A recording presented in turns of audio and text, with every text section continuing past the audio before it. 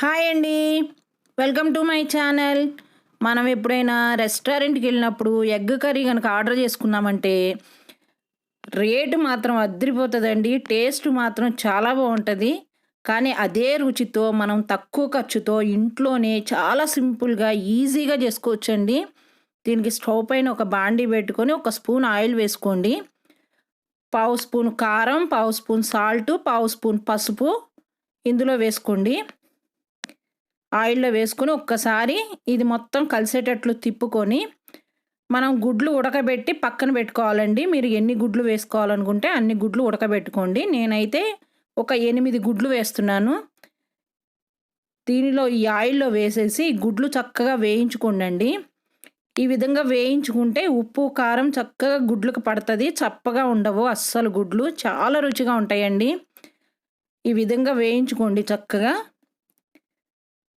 ఇట్లా వేయించేసుకొని పైన మనకి తెలిసిపోతుందండి వేగింది, కొంచెం గట్టిగా అవుతుంది గుడ్డు. ఈ విధంగా వేయించుకొని పక్కకు పెట్టేసుకోండి. అదే ఆయిల్లో 2 పెద్ద ఉల్లిపాయలని సన్నగా నిలువుగా కట్ చేసేసి వేసుకొని ఇవి గోల్డెన్ కలర్ వచ్చే వరకు వేయించుకోండి. ఇవి చక్కగా గోల్డెన్ కలర్ వచ్చే వరకు వేయించుకోండి. గుడ్లు మాత్రం సిమ్లోనే పెట్టి వేయించండి. ఉల్లిపాయలు వేసినప్పుడు హైలో పెట్టినా పర్వాలేదు. స్టవ్ వేయించుకొని స్టవ్ ఆఫ్ చేసేసి ఇది పక్కకి పెట్టుకోండి. చల్లారిన తర్వాత ఒక మిక్సీ జార్లో వేసుకొని ఈ వేయించిన ఉల్లిపాయలు మిక్సీ జార్లో వేసుకొని ఒక 10 జీడిపప్పు, 10 బాదం పప్పు, ఒక చిన్న కప్పు పెరుగు వేసుకోండి.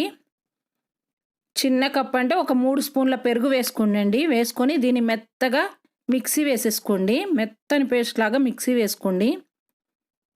ఈ విధంగా మెత్తగా వేసుకొని దీన్ని పక్కకు పెట్టేసేయండి. పక్కకు పెట్టుకొని స్టవ్ పైన ఇంకొక బాండీ పెట్టి ఇప్పుడు ఒక 2 స్పూన్ల ఆయిల్ వేసుకోండి. ఈ ఆయిల్ కాగిన తర్వాత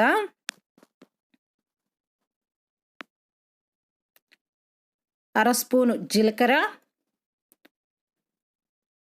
పావు స్పూను మిరియాలు, 3 యాలకులు,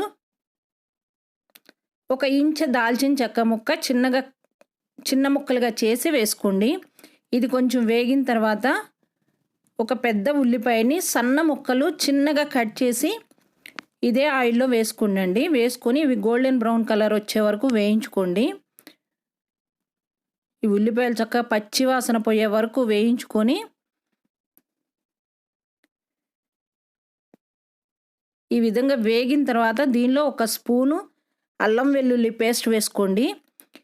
ఈ అల్లం వెల్లుల్లి పేస్ట్ కూడా పచ్చివాసన పోయే వరకు వేయించుకోండి. ఈ కలర్ వచ్చే వరకు చక్కగా వేయించుకొని ఇప్పుడు దీనిలో మీ రుచికి సరిపడా సాల్ట్ వేసుకోండి. మనం ఆల్రెడీ గుడ్లల్లో వేసుకున్నాం కాబట్టి కొంచెం తక్కువ వేసుకోండి. ఒక అర స్పూను కారం, పావు స్పూను పసుపు వేసుకోండి. వేసుకొని ఈ ఆయిల్లో ఒక్కసారి వేగనివ్వండి.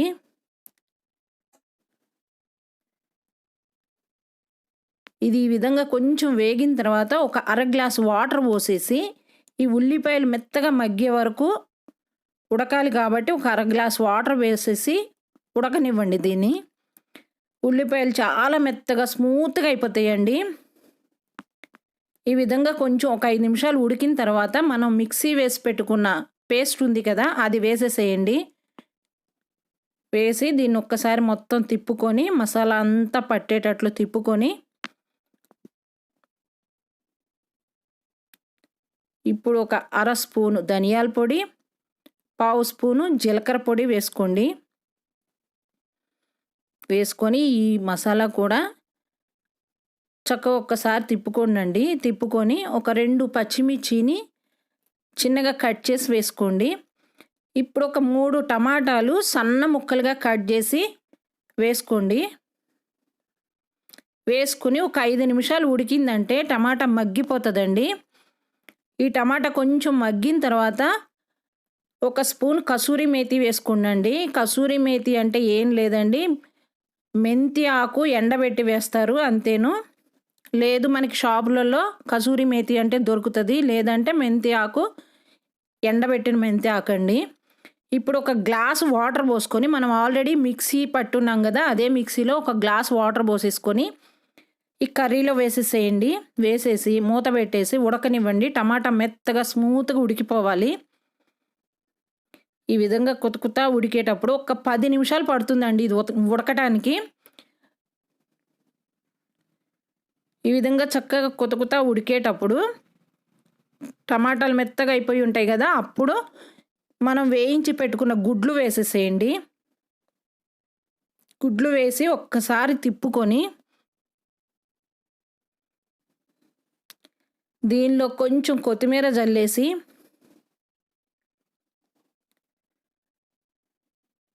చక్కగా కూరంతా ఒక్కసారి తిప్పుకొని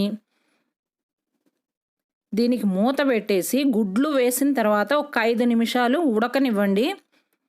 మూత పెట్టేసి చాలా బాగుంటుందండి కర్రీ అయితే. చపాతీలోకి, అన్నంలోకి, దేనిలోకైనా బాగుంటుందండి. మనకి బిర్యానీలోకి. ఈ విధంగా 5 నిమిషాల తర్వాత కూర ఈ విధంగా మగ్గి ఉంటుంది కదా, చూడండి ఎంత బాగుందో.